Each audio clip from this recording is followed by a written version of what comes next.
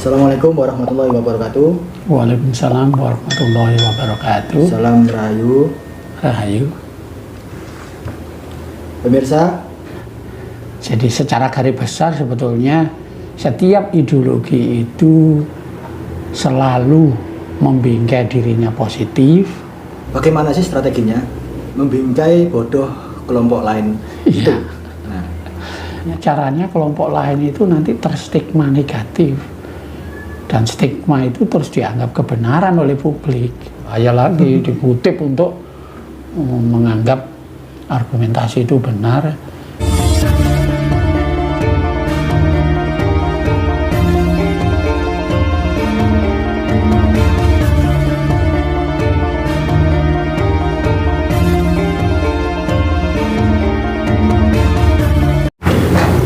Assalamualaikum warahmatullahi wabarakatuh.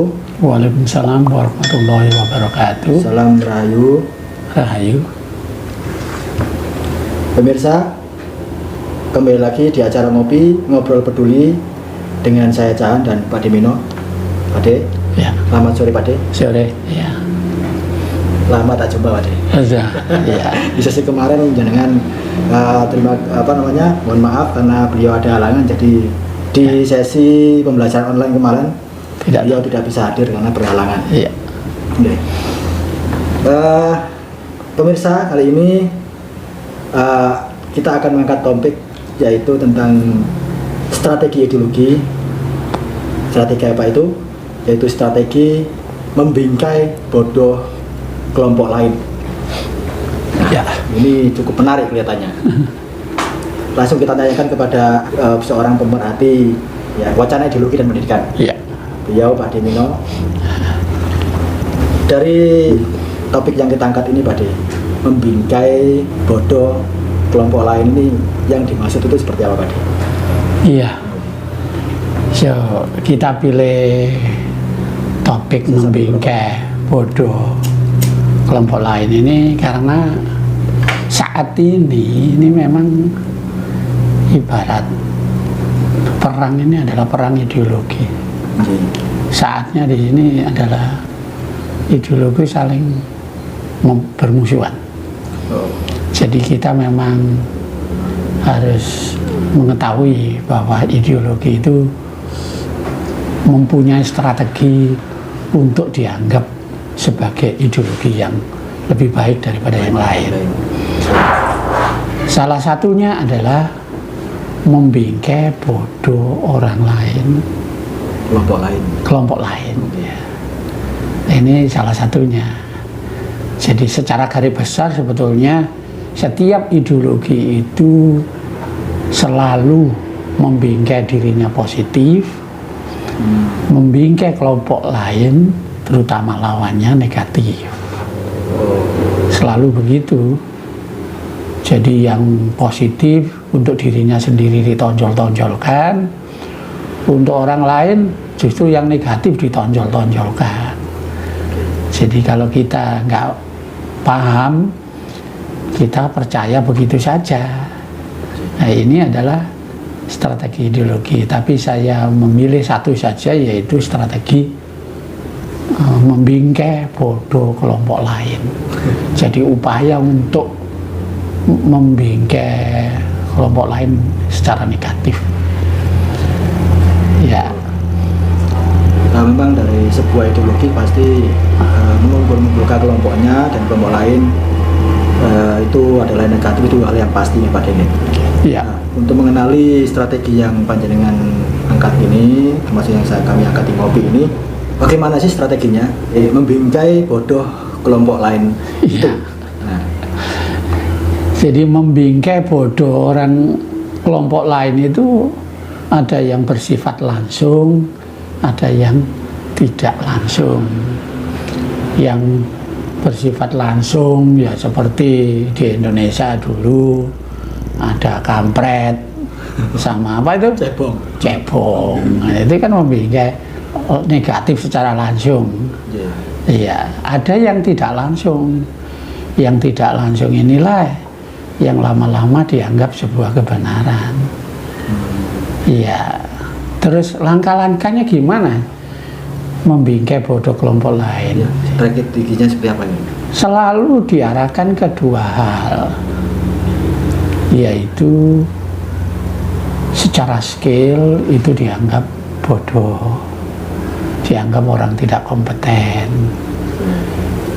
atau secara kecerdasan kelompok lain dibingkai seolah-olah tidak cerdas. Sering dengar kan? Sering. Di YouTube itu. Ya, banyak sekali. Oh, ini Anda dibodohi, gitu kan? Ya. Selalu membodoh-bodohkan dan menjelek-jelekan. Nah, jadi bisa skillnya rendah, bisa inteligensinya rendah, bisa moralnya rendah. Nah, itu namanya membingkai bodoh. Itu yang langsung. Yang tidak langsung itu adalah berusaha untuk menciptakan stigma. Gimana caranya kelompok lain itu nanti terstigma negatif, dan stigma itu terus dianggap kebenaran oleh publik. Itu ya. Dan biasanya ada langkah-langkah atau strategi. Ya, pertama dia pasti memiliki argumentasi. Jadi memiliki argumentasi tentu saja dengan bukti-bukti fakta. Tetapi faktanya itu dipilih sendiri. Sesuai dengan kelompoknya itu. Sesuai dengan kepentingannya. Kepentingannya itu. Okay. Dia punya argumentasi. Ya. Lihat itu orang Jawa itu. Nah, contohnya ya, daerah tertentu ini tidak kerja keras umpamanya gitu ya, suka jagongan ya gitu. Padahal itu hanya sedikit saja ya. Iya. Bukan semuanya. Okay. Itu tidak mewakili semuanya. Gitu. Seluruh orang Jawa. Okay. Contohnya itu. Ya. Jadi kita membangun stigma. Jadi punya argumentasi, tetapi faktanya dipilih. Ya contoh tidak hanya di Indonesia. Ya, di Indonesia termasuk konflik agama di Indonesia. Tapi saya tidak ingin memperkeruh konflik agama di Indonesia. Contoh aja di Amerika gitu ya. Seperti rasis di Amerika itu. Kan kelompok putih kalau dituduh rasis terhadap yang hitam kan tidak mau.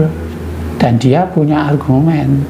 Katakan orang kulit putih punya perusahaan tidak mau merekrut yang hitam. Kan gitu ya. Dia punya alasan bahwa tidak berarti kami kulit putih ini tidak suka kepada yang kulit hitam. Masalahnya orang kulit hitam itu skillnya rendah, terus pendidikannya tidak memadai, padahal pekerjaan ini membutuhkan kemampuan yang disyaratkan oleh para pengguna jasa kita. Jadi kita tidak memperkerjakan mereka itu bukan karena mereka hitam, tapi ya Anda tahu sendiri skillnya mereka rendah, pendidikannya mayoritas itu ya rendah. Nah ini kan seolah-olah tidak melabeli negatif, ya. Seolah-olah melihat sebuah fakta. Betul. Tapi dia membingkai dirinya seolah-olah bodoh. Dia sebetulnya tidak mengatakan langsung ya. Secara langsung dia negatif. Tapi dengan begini sebetulnya dia menciptakan stigma pada masyarakat luas, menciptakan label yang abadi bahwa mereka itu pendidikannya kurang, artinya kecerdasannya kurang, terus skillnya rendah. Ya ini saya kutip dari bacaan-bacaan yang pernah saya baca seperti itu. Nah ini namanya dia membangun stigma, dia menggunakan argumentasi, juga didukung oleh fakta. Tapi fakta itu atas pilihannya sendiri. Iya. Jadi seolah-olah tidak memberi label negatif. Padahal orang kita tidak semuanya seperti itu ya. Ya tidak. Ya. Jadi ini selalu punya argumentasi dan gaya bahasanya selalu parabol. Melebih-lebihkan. Parabol itu melebih-lebihkan. Ya bisa dilihat itu kalau pidato-pidato di Amerika si apa kriminal, imigran kriminal. Istilah kriminal itu kenapa harus ditempelkan imigran? Bukan imigran pun bisa jadi kriminal kan? Betul. Tapi itu lebih sering ditempelkan di situ. Ya contoh yang konkret waktu Trump pidato itu temanya imigrasi, ya kata-kata kriminal itu ditempelkan di situ. Nah itu namanya gaya bahasanya parabol. Ya, kemudian selain gaya bahasanya parabol, pilihan katanya. Ya seperti tadi kriminal, kenapa tidak pelanggar saja? Iya kan? Iya. Ya seperti juga kelompok di Indonesia ya, seperti kelompok aliran, kepercayaan, dan kelompok agama ya.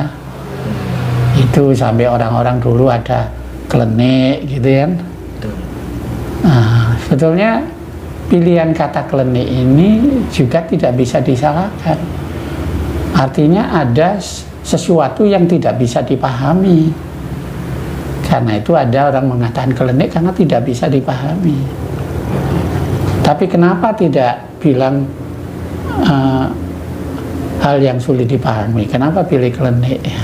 Karena ada muatan klenik itu distigmakan negatif. Ya sebetulnya memang tidak bisa orang Jawa yang kebetulan menekuni klenik ini merasa direndahkan. Nah ini yang jadi masalah, artinya orang-orang yang memahami klenik ini kurang pede sebetulnya. Itu dimana negatif, padahal tidak bisa dipahami. Ya kalau tidak dipahami harusnya ada upaya untuk bisa dipahami. Itu. Nah itu dari pilihan kata ya. Dari pilihan kata. Kemudian juga struktur kalimatnya. Struktur kalimatnya contohnya kalau ada berita-berita di Amerika itu ya, ada sekian warga kulit hitam terbunuh gitu kan, yang membunuh tidak disebutkan. Jadi struktur kalimatnya dibuat subjeknya tidak dimunculkan, karena yang membunuh mungkin kelompoknya. Jadi kalau ada berita 6 orang terbunuh, berarti pembunuhnya disembunyikan. Nah ini masih bias, ada kepentingan, iya. Ya, itu dari struktur kalimatnya. Tapi kalau itu dibuat stigma ya bisa saja orang agama ini dibunuh, orang agama ini membunuh sekian agama ini, ya, gitu kan. Ini karena dieksplisitkan. Nah strateginya gitu, kalau yang membunuh kelompoknya maka nanti beritanya terbunuh. Tapi kalau yang membunuh lawannya membunuh gitu. Dieksplisitkan gitu. Jadi sebenarnya motivasi membingkai strategi dulu semua itu kan adalah sebenarnya untuk sebuah kue kuasa ya Pak Dingin. Ya jelas mereka tujuannya supaya kelompoknya diterima besar. Dan kelompok lain di stigma negatif sehingga mendapatkan dukungan. Jadi selain tadi struktur juga ada dia mengutip kutipan. Jadi membangun stigma itu tidak hanya berargumentasi dengan fakta yang dipilih, dengan gaya parabol, kata pilihan yang negatif, dan struktur kalimat yang menguntungkan kelompoknya, tetapi juga kutipannya. Untuk mendukung argumentasinya dia mengutip yang memiliki otoritas tinggi. Mungkin orang ahli dikutip untuk mendukung pendapatnya, walaupun tadi faktanya tadi atas pilihannya sendiri. Bahkan kitab suci, wah ini lebih bahaya lagi, dikutip untuk menganggap argumentasi itu benar, sehingga akhirnya stigma yang mereka bangun akan menjadi sebuah hal yang wajar. Nah ini hal-hal yang wajar itu adalah stigma buruk. Nah ini namanya membodohkan, membingkai bodoh kelompok lain. Itu ya banyaklah seperti itu. Saya cuma ini masalah-masalah yang sensitif, jadi saya tidak bisa mengambil contoh nyata di Indonesia. Sebenarnya masih banyak sekali Pak. Banyak di YouTube itu. Ya seperti itu. Saya tidak mau memberi contoh jelas karena kita semua sudah melihat seperti itu. Iya, saya kira itu. Sekarang yang jadi pertanyaan saya ini kan tujuan kita untuk meliterasi bagaimana strategi membodohi membingkai bodoh kelompok lain supaya orang awam itu bisa mengenali langkah-langkahnya seperti apa nih? Iya, betul. Jadi membingkai bodoh kelompok lain itu kan sifatnya negatif, toh. Betul.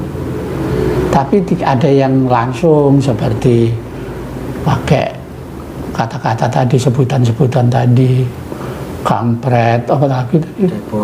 Cebong, kadrun, kadra, ya apa saja lah. Iya, itu membangun, kita harus sadar bahwa setiap statement dari suatu kelompok itu yang negatif harus kita kritisi. Cara mengkritisi, dia pasti punya argumentasi. Kenapa menganggap bodoh? Kenapa menganggap tidak mahir? Kenapa tidak bermoral? Itu kan harus ada argumentasinya. Pasti memberi contoh, yaitu dari fakta. Nah, cuma fakta ini kan pilihannya sendiri, tidak mewakili, tidak bisa dipakai untuk generalisasi. Contohnya si A melakukan tindakan C, maka si A yang kebetulan kelompok dari hijau, tidak berarti yang hijau itu melakukan tindakan C. Itu. Jadi kita kritisi argumentasinya. Yang kedua, parabol, terlalu berlebihan. Jadi biasanya yang parabol itu ya dilebih-lebihkan yang tidak wajar aja. Kemudian yang apa tadi, pilihan kata. Nah, pilihan kata itu kalau sudah pakai labeling, itu ya juga perlu dikritisi, tidak selalu benar. Kemudian struktur kalimatnya. Jadi kalimatnya, kalau itu kejadian, siapa pelakunya, siapa yang bertindak, kemudian korbannya siapa. Tidak boleh dihilangkan.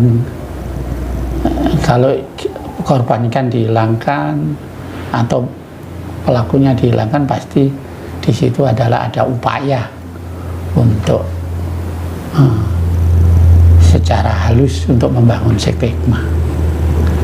Dan kutipan-kutipan itu juga itu kan dipilih yang cocok, kan hanya dijebol gitu aja, padahal makna dari setiap kutipan itu nggak berdiri sendiri. Kalau itu dari buku tentang teori apa, harus paham keseluruhannya.